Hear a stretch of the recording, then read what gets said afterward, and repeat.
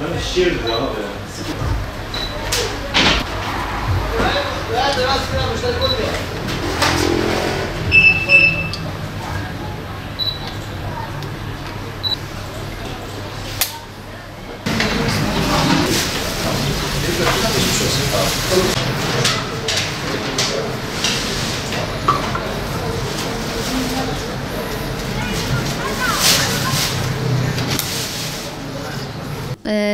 Olan durumlar birazcık kötü, yani durumlar iyi değil. O yüzden eczacılık farklı bir yöne doğru gidiyor. Türkiye'de yaklaşık 27 bin tane eczane var ve bu eczanelerde birinci basamak sağlık kuruluşu olarak hizmet veriyor. Hastalara en yakın sağlık çalışanları da yine biz eczacılarız ve her türlü konuda uzman olarak onlara danışmanlık yapıyoruz. Aralık ayından itibaren, yani bu 3 aylık süreçte çok fazla ciddi olarak sorun yaşadık ilaç konusunda. Biz depodan ilaç alamıyoruz, depolar üretici firmadan alamıyor ve bu şekilde kısır bir döngü içerisindeyiz. Örnek vermem gerekirse ilaç sıkıntılarına, soğuk algınlığında kullandığımız şuruplar, ateş düşürücüler, bazı antibiyotik grupları, kadın doğumda kullanılan tabletler, aynı zamanda antidepresanlar, hatta kronik rahatsızlıklarda kullandığımız hipertansiyon, şeker gibi hastalıklarda kullandığımız ilaçlarda bile sıkıntı var. Yani bir diyabet hastasının bir hafta boyunca insülin kullanmadığını düşünün. Yani o vücut ya da hipertansiyon hastasısınız, sürekli tansiyonunuzun normal seviyelerde olması gerekiyor ve tansiyon ilacını kullanamıyorsunuz. Bu büyük bir sıkıntı. Yani hayati bir risk taşıyor aynı zamanda. Peki bunun nedeni ne? Yani biz depolardan alamıyoruz, depolar üretici firmadan alamıyor. 3 aylık bir süreç az değil. Yani bir gün değil, 2 gün değil. Bunun temel nedeni tabii ki de ekonomik kriz. Yani döviz artışları. Döviz artışlarıyla beraber kur farkı meydana geliyor ve böylece üretici firma üretimini yapıp piyasaya sürmek istemiyor ilacını. Peki bu nasıl aşılabilir? Yani üretici firma nasıl piyasaya sürebilir ilacını?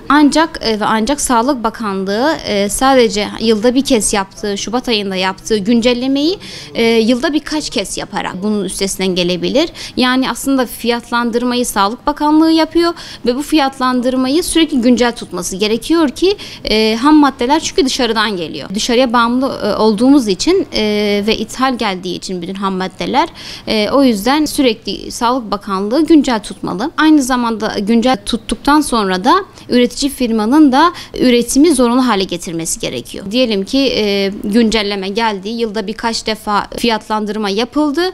Bunun sonucunda da üretici firmanın da o üretimi zorunlu hale getirip depolara, eczanelere ilacı temin etmelidir.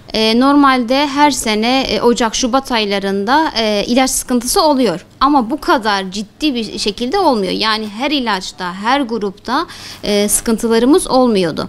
Bu sene hemen hemen neredeyse 1000'e yakın ilaçta, yani 1000 ilaç az değil, 1000'e yakın ilacımızda sıkıntı var. Bu sıkıntılar da ekonomik krizin getirdiği bir şey. Ekonomik kriz aynı zamanda fiyatlandırma politikası birleşince bu sefer çok fazla ilaç krizine neden oldu. Yani hem döviz artışı çok fazla oldu. Aynı zamanda fiyatlandırma politikası yılda bir defa yapılıyor ve bunlar birleşince daha çok sıkıntılar meydana getirdi. Örneğin günde yaklaşık 40-50 hasta geliyor ve ilaç soruyor. Bu ateş düşürücü şurup olabilir, ateş düşürücü fitil olabilir, bir Guatri ilacı olabilir, yani bir sürü ilaç sayabilirim size. Bir kulak damlasından tutun burun spreyine kadar her ilaç olabilir. Bu olmayınca hastaya yok çekiyoruz. Yani yok diyoruz, başka eczaneye yönlendiriyoruz.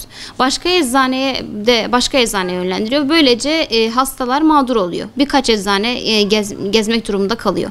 Birkaç eczane gezince hastalar da artık yoruluyor ve biz en son diyoruz ki doktorla irtibata geçelim ve ilacı değiştirelim. Yani ilacın farklı bir grubu yazmasını tavsiye edelim. Öyle doktor yazsın. Öyle. Bu sefer tedavide aksaklık meydana geliyor. Yani istediği tedavi uygulamıyor, başka bir tedaviye geçmek durumunda kalıyor. Bu da tedaviyi aksatıyor yani. O yüzden aslında suçlu eczacılar değildir. Biz saat 8'den 5.30'a kadar mesai yapıyoruz ve bu durumda da sürekli depolarla irtibattayız. Sürekli firmalarla irtibattayız. Hani ilaçların çıkması için. Ama bu elimizde olan bir şey değil. O yüzden Sağlık Bakanlığı ve üretici firmaların bir çözüm yapabilmesi gerekiyor.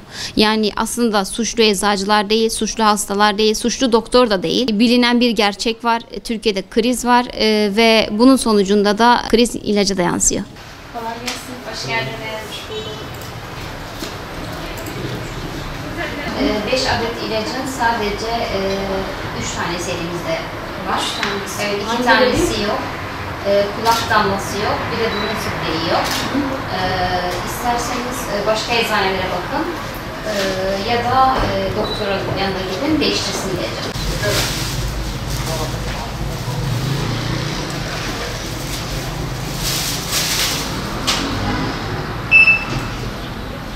Herkesin sağlıktan akşam gitmek çok önemli.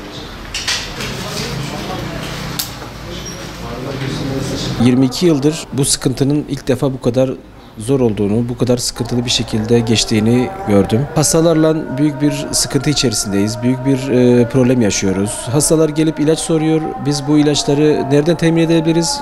Yan eczaneye gönderiyoruz. Yan eczanede yok. Diğer eczaneye gidiyorlar. Yani gün içerisinde normal işlerini bırakıp bir ilaç için günde 4-5 saat bu ilacı tedarik etmek için yol alıyorlar. Bunlarda hastada bir psikolojik bir durum meydana geliyor ve sıkıntılar gün ve gün daha çok büyüyor. Gün içerisinde 70-80 tane eksik çıkıyor. 70-80 tane eksiğin içerisinde sadece ve sadece 4-5 tanesi depoda bulunuyor. Bunu depoyla istişare halinde oluyoruz. Depolar bize yok çekiyor. Bu konuda eczacılar kesinlikle zor durumda, sıkıntı yaşıyoruz. Millete anlatmak adına, hastalara anlatmak adına çok zor bir durum geçiriyoruz.